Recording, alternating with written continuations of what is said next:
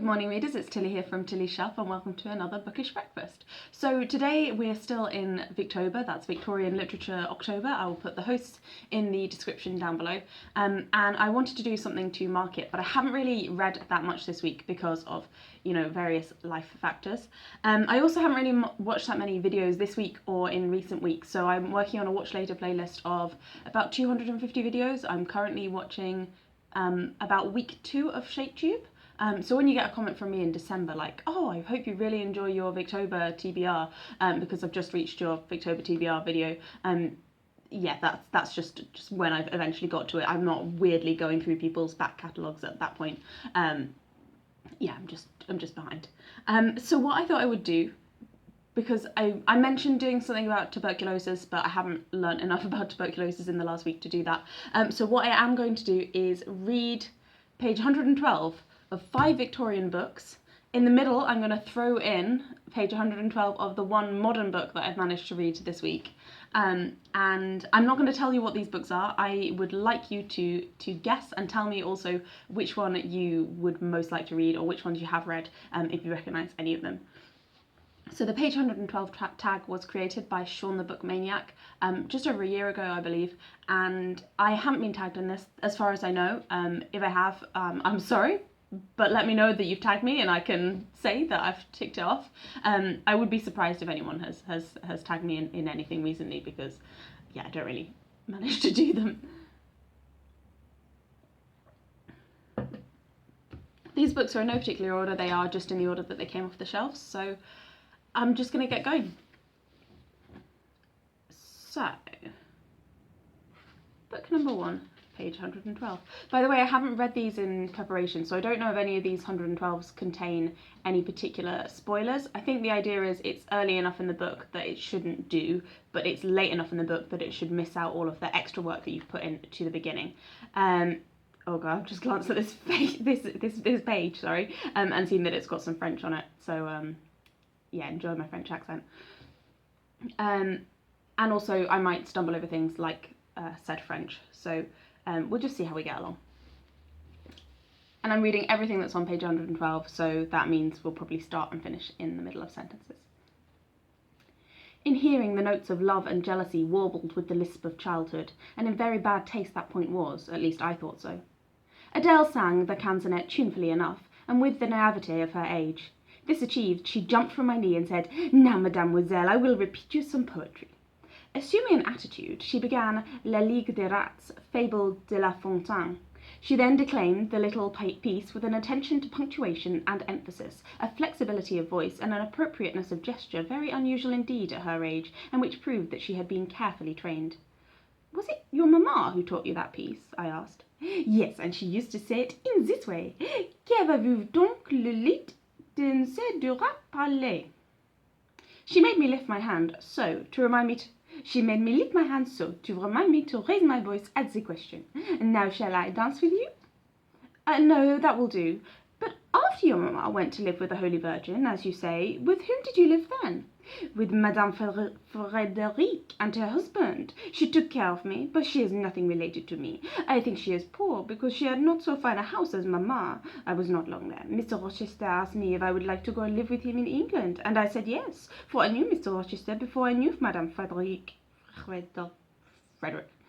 And he was always kind to me and gave me pretty dresses and toys, but you see he has not kept his word, for he has brought me to England, and now he has gone back again himself, and I never see him." After breakfast, Adele and I withdrew to the library, which room it appears Mr. Rochester had directed should be used as the schoolroom. Most of the books were locked up behind glass doors, but there was one bookcase left open containing everything that could be needed in the way of elementary works, and several volumes of light literature, poetry, biography, travels, a few romances, etc. I suppose he had considered that these were all the governess would require for her private perusal, and indeed, end of the page. So this is one of my favourite books, but I don't think it would be on the basis of page 112, but yeah, it's just part of the gradual setup of the story, I suppose. I'm assuming that one will be a relatively easy one for people to guess, but this one I think will be a little bit harder. These are all books that I have already read, by the way, because I don't own that many Victorian books that I haven't read. So yeah, I'm in an advantaged position, but then I can also see the book cover, so yeah. So, book number 2. Who stood nearest to me? He seemed to be even more sorely distressed at what had passed than I was. I told you I was uneasy about her, he said, and now you see why. Miss Verinder appears to be a little out of temper about the loss of her diamond, remarked the sergeant. It's a valuable jewel, natural enough. Natural enough? Here was the excuse that I had made for her, when she forgot herself before Superintendent Seagrave on the previous day, being made for her over again by a man who couldn't have had my interest in making it, for he was a perfect stranger. A kind of cold shudder ran through me, which I couldn't account for at the time. I know now that I must have got my first suspicion at that moment of a new light, and a horrid light, having suddenly fallen on the case in the mind of Sergeant Cuff, purely and entirely in consequence of what he had seen in Miss Rachel, and heard from Miss Rachel, at the first interview between them. A young lady's tongue is a privileged member, sir, said the sergeant to Mr. Franklin. Let us forget what has passed, and go straight on with the business. Thanks to you, we know when the paint was dry. The next thing is to discover when the paint was last seen without that smear. You have got a head on your shoulders, and you understand what I mean. Mr. Franklin composed himself, and came back with an effort from Miss Rachel to the matter in hand. I think I do understand, he said. The more we narrow the question of time, the more we also narrow the field of inquiry. That's it, sir, said the sergeant. Did you notice your work here on the Wednesday afternoon after you had done it? Mr. Franklin shook his head and answered, I can't say I did. Did you? Inquired Sergeant Cuff, turning to me. I can't say that I did either, sir. Who was the last person in the room the last thing on Wednesday night? Mr. Rachel, I suppose, sir.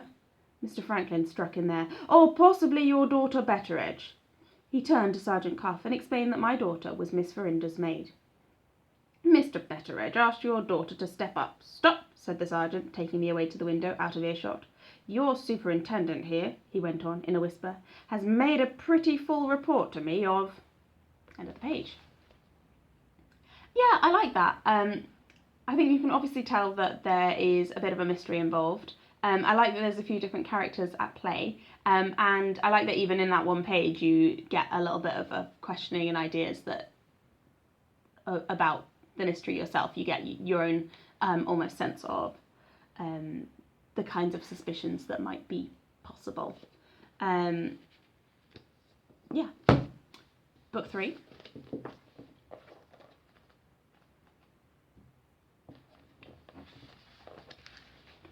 Thursday, 16th of August, 2007. Okay, so it doesn't take a rocket scientist to work out that this is the modern book. So this is the one book that I've actually finished this week, and it's not a Victorian book. A horror story. Patient GL, whose genetic makeup appears to be 50% goji berry recipes and 50% mumsnet posts, has announced she wants to eat her placenta. The midwife and I both pretend not to hear this, firstly because we don't know what the hospital protocol is, and secondly because it's completely revolting. GL calls it placentaphasia to make it sound more official, which doesn't particularly wash. You can make anything sound official by translating it into ancient Greek. Cholelithopractophilia would be shoving gallstones up your arse, but I've just made it up. Orbitobelenophilia, sticking needles in your eyes. Craniophalic anastomosis, dickhead. She explains how natural it is among other mammals, which is another somewhat defective argument. We don't let other mammals do things like run for parliament or drive buses, nor do we normalise other things they do, like having sex with furniture or eating their young, or paedophagia as she'd presumably call it.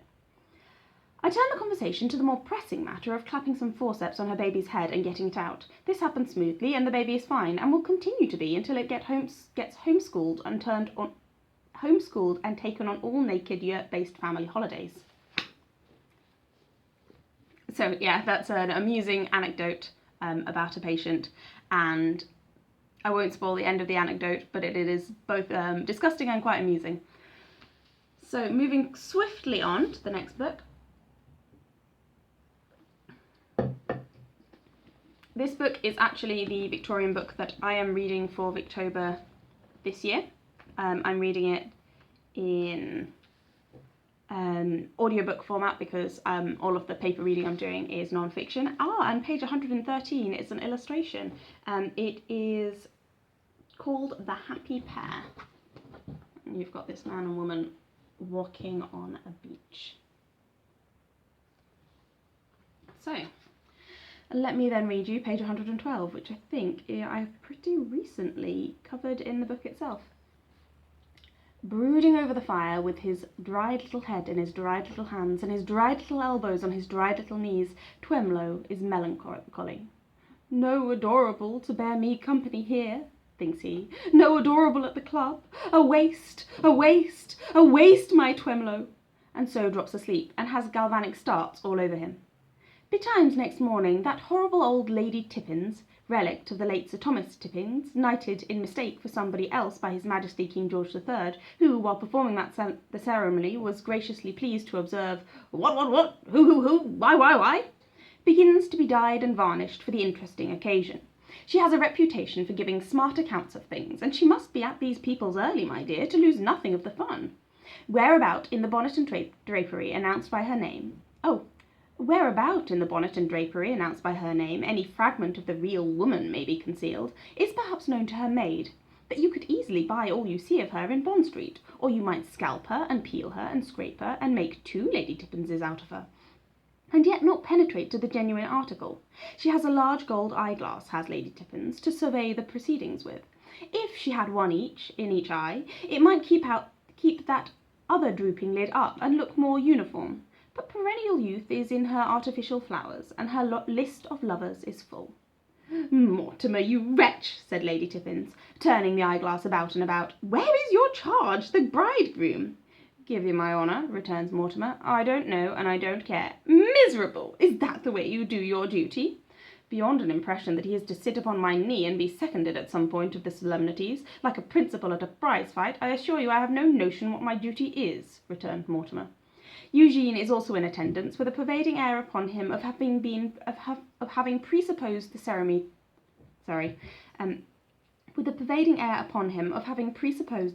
to be a funeral, and of being disappointed. The scene is the vestry room of St. James's Church, with a number of leathery old registers on the shelves that might be bound in Lady Tippins's. But hark, a carriage is at the gate, and Mortimer's man arrives, looking rather like a spurious Mephistopheles and an unacknowledged member of that gentleman's family, whom Lady Tippins, surveying through her eyeglass, considers a fine man and quite a catch, and of whom Mortimer remarks in end of the page. Yeah, I think this author has just got an absolute talent for wit. Just every sentence is always... Yeah, even when he's talking about, I mean, this is obviously a kind of slightly satirical chapter. He's talking about a society event. I won't tell you which event. So his satire is quite heavy. But just every chapter in the book seems to contain just sparkling examples of slightly sarcastic Victorian humour.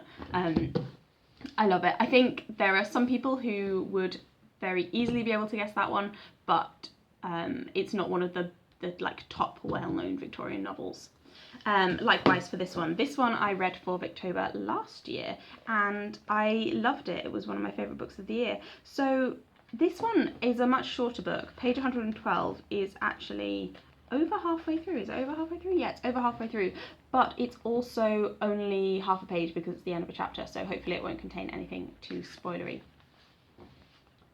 Would hurt her, but she only fell in a sitting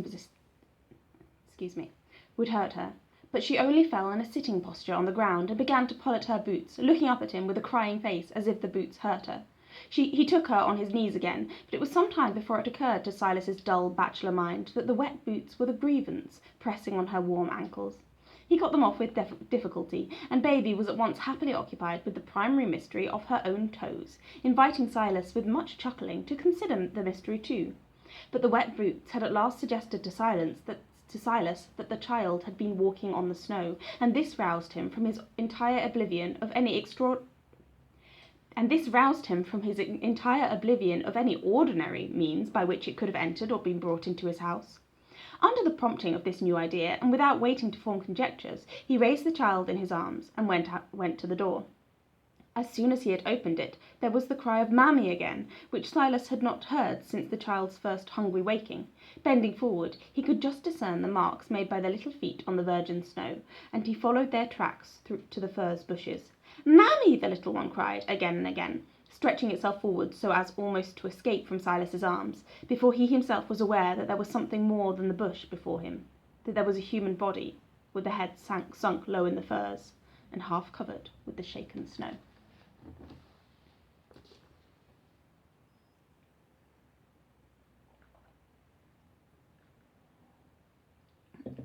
So just by chance, that is quite a turning point in the book. And I think even just reading that page, you get that kind of sense of like dark drama, and also a little bit of a sense of Silas as a character, in that he's quite oblivious to the needs of this young child. And just, yeah, he doesn't seem to be somebody who puts two and two together. He's just, oh, maybe I should find out where this child has come from, quite a while after they've arrived. And then we've got the final one, which is one that I've not read in a while, but I did really love it when I did read it. What time are we on? Okay, 16 minutes, that's not too bad. Ooh, and this page 112 has got an illustration of a woman's face. So maybe from the reading we will find out who that lady is. Okay. I thought that till half an hour ago, but after all, why should her going off with him to Anglebury for a few hours do her any harm? Anybody who knows how pure she is will feel any such thought to be quite unjust. I have been trying this morning to help on this marriage with Wild Eve. Yes, ma'am, on the belief that I ought to do it because she was so wrapped up in him. But I much question if I was right, after all. However, nothing came of it, and now I offer myself. Mrs. Yearbright appeared disinclined to enter further into the question. I fear I must go on, she said. I do not see that anything else can be done. And she went on. But though this conversation did not divert Thomason's aunt from her purposed interview with Wild Eve, it made a considerable difference in her mode of conducting that interview. She thanked God for the weapon which the Reddle man had put into her hands. Wild Eve was at home when she reached the inn. He showed her silently into the parlour and closed the door. Mrs. Yearbright began. I have thought it my duty to call today. A new proposal has been made to me which has rather astonished me. It will affect Thomason greatly, and I have decided that it should at least be mentioned to you. Yes, what is it? He said, civilly. Interesting. So they appear to be speculating over this young girl Thomason's future. My guess would be that it is related to marriage proposals. It's long enough since I read the book that I'm able to have some doubt on that. And Mrs. Yearbright sounds like a little bit of a formidable woman. And I assume that the first speaker was the Reddle man, which is a profession that we don't have anymore. It's one of those interesting little esoteric Victorian professions. And it's quite a Victorian attitude you can see straight away from that first statement about how pure the woman is, and whether the fact of her doing something with another man, it might be suspicious, or that's the implication, like that she's gone to town with somebody that she shouldn't have gone to town with, and should that reflect on her character, which is just typical Victorian misogyny, I suppose. So I thought that was quite interesting, just seeing how these books play out on page 112. Let me know if you recognise these, give me your guesses in the comments, and also tell me which book you would most like to read, or which book you have read, if that makes sense. And then when it's been a day or so, then I'll come and put the answers in. What I would say is maybe put your favourite one. They're 1 to 5. So number 1 was the one with French in it, number 2 was the one with the suspicions of the diamonds, number 3 was the one with the society event, number 4 was the one with the little baby out in the snow, and number 5 was the one with the young girl and the marriage, and then there was the modern novel snuck in there. So mine's completely blank. Yeah, maybe put first which book you think you like the most from page 112, and then after that put what you think it is, just so that people don't, like, the first line of the comment doesn't spoil the answers for people. I think from just page 112, I would have to say that my favourite one is the modern novel because I like that kind of humour, I suppose, and I'm a little bit biased because I've just finished this and I loved it so much. And then my second one would probably be the one that I'm reading at the moment, which is the one with the society event, because again, it's humorous, and I think I'm just into humorous books at the moment. I thought that was quite an entertaining page. So yeah, I think that would be my favourite one. My least favourite probably be the one with all the French, because it didn't really have anything in it to inspire my curiosity about the book. It didn't make me think, maybe because I know the book quite well, but it didn't really make me think, ooh, this is an interesting part of the story, because it didn't really give me that much about the book. The others all gave you something a little bit interesting, or a little bit dramatic, or a little bit to make you think, or ponder what the mystery is. So yeah, so that would be my best and worst. Okay, thank you very much for watching. Apologies for the rambling, and I hope you enjoyed some of these page 112s. I hope I did say that Shawn the Book Maniac created this tag, but I can't remember whether I did, so I'm just saying that again for good measure. And I'll put the answers up shortly and speak to you soon. Happy Victober. Really struggling to speak this morning. Happy Victober. Bye.